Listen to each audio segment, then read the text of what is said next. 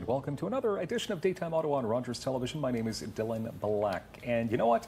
The Enriched Bread Artists, pretty cool. What are they all about? Let's find out right now, and we'll give you more details on the 26th annual Open Studio that's coming very soon. Carl Stewart joins us. Hello, Carl. Hello, Dylan. You are a weaver. I am. We'll talk about being a weaver coming up in moments. Gillian King is with us as well, part of the administration at Enriched Bread Artists, and you're a painter. Yes. Yeah, okay. All right, Carl, what are the Enriched Bread Artists? The Enriched Bread Artists are a group of 22 artists that found their home in the Standard Bread Building, which was built in 1928 on Gladstone, just west of Preston. We moved in 1991 when a group of artists, students actually, from the University of Ottawa finished their program and suddenly realized we have no place to work. Okay. Found it, and so that was 1991. 1992, another group of artists moved in, and that was the first year of our open studio. Okay. 26 years later. 26 years later. Can I ask you, Gillian, does it still smell like bread in there? Can you ever Sadly, get rid of that smell? no. We still have some of the signs like no smoking in the food factory. Oh, nice.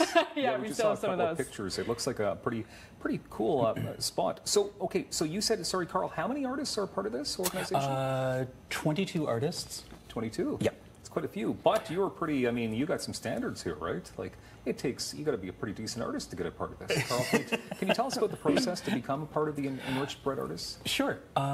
We do have a submission process where an artist will put together a package of their images, what they do, and that sort of thing, their intentions with their work.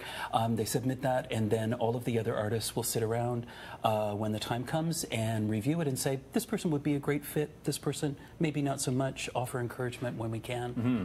Okay, so I expect some good things out of the 26th annual Open Studio then. There's such a process to get in to be a part of the Enriched Bread Artists. Okay, so Gillian, can you tell me about your work? So I'm a painter and have do kind of like large-scale abstract paintings, working a lot with natural materials. So Carl and I are actually studio neighbors, and we both work with plant dyes. So we'll harvest plants and work with plant dyes. I do kind of plant prints on canvas, stretch them onto canvas, and then work over them with wax and oil paint and pigments. Yeah, so the painting that we're seeing on screen is all of the dyes in it are harvested from the Ottawa area. Oh, that's something. Yeah. Is that unique? Yeah, I guess for, you'd like for to me. say yes. Yeah. But I mean, Carl, as I said, is my studio neighbor, and we do a lot of gathering like around the studio and a lot of comparing and contrasting on how we both work with dyes. Okay. Well, where would you find some of the dyes around Ottawa? So some of them actually just on the biking path close to EBA. You can find sumac berries. There's also goldenrod, and just like around the corner from our building, there's like all of these bizarre berries that Carl and I have been experimenting with. Bizarre berries, okay. Yeah. All well, right. Sometimes you need to be careful because sometimes it's like you need to figure out if something's poisonous or not poisonous before. Yeah, but it sounds like fun though. It is going fun. out there, enjoying nature, and then making some amazing artwork out of it. Totally. Okay, so Carl, how about yourself, being a weaver? You don't hear many people with that as their craft anymore. Oh, there's lots of weavers. Is there lots of weavers out there? Loads of us. Cool. We're everywhere. Well, then I'm wrong. We're thick on the ground. What does it mean to be a weaver, exactly? What it means to be a weaver is to sort of embrace this incredibly long tradition of putting together two pieces of yarn into a fabric. You're wearing fabric that's been woven by someone. I am. Okay. So it's a long tradition. It's more common than I thought. Absolutely. But to do it as an piece of art, because that's primarily how you. That's exclusively how I make my art. Well, with fiber. I dropped out of university back in 1985 to go to weaving school. Okay. Because, hey, who needs an education?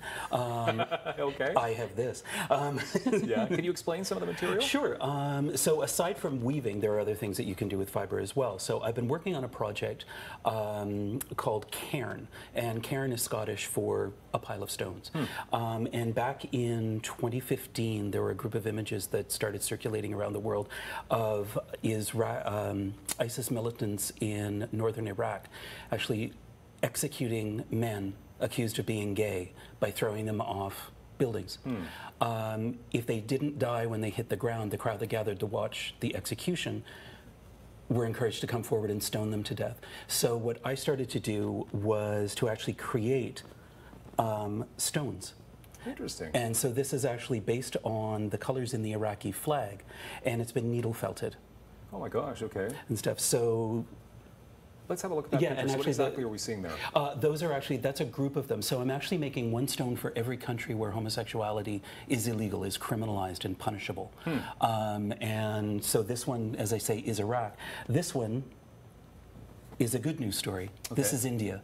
Okay. Earlier this year, India decriminalized homosexuality. Okay. So this one is no longer part of the project. So you're getting a message out through your work. Absolutely. Okay, let's talk about the studio. We have a couple of minutes here, Gillian.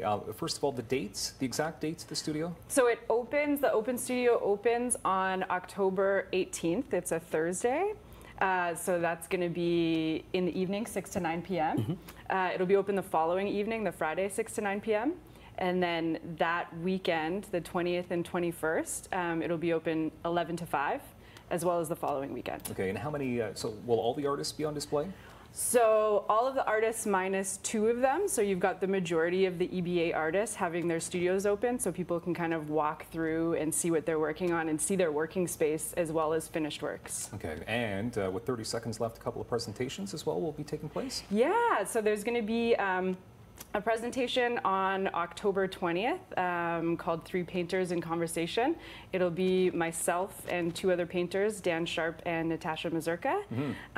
So it'll be the 3 of us kind of leading people through the work that we have on display and just chatting about the painting process. Wonderful. And Carl, quickly, the cost of all of this? It's free. I like that. Absolutely free. F-R-E-E. Thank you very much, Carl and Gillian, enrichedbreadartists.com. Thanks so much. Good work. Talented folks here on Daytime Ottawa.